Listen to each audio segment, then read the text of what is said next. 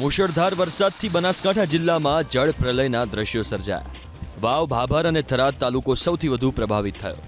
સુઈગામ સહિતના સરહદીય વિસ્તારોમાં જળબંબાકારના દ્રશ્યો સર્જાયા।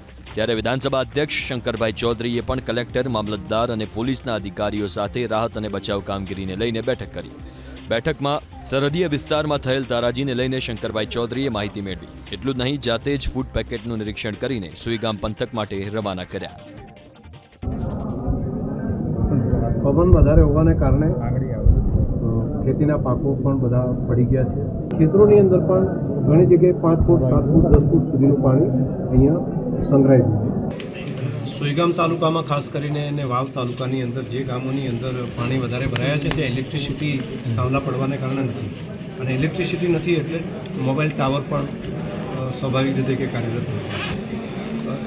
અત્યારે હાલ તાત્કાલિક ઇલેક્ટ્રિસિટી ચાલુ કરવાનું કામ, તેની સાથે પેરેલલ વ્યવસ્થા એક વાયરલેસ દ્વારા અત્યારે સુઈગામની અંદર અમારા જિલ્લા પોલીસ વડાએ ત્યાં એક આખી ટ્રક સાથેની વ્યવસ્થા કરી છે, તો એની વ્યવસ્થા તે કરી રહ્યા છીએ।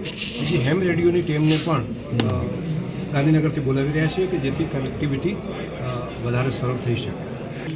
જમીનમાં પાણી અહીંયા નથી ઉતરતું, જમીનનું નિતારવાળી ક્ષમતા નથી અહીંયા, અને બીજું સામે રણ છે, રણની અંદર પણ પાણી ભર્યું છે, એટલે થોડો ટાઈમ તો લાગશે, પરંતુ સિંચાઈ ખાતું બાકીના બધા સાથે મળીને આ કામને આગળ લઈ જઈએ।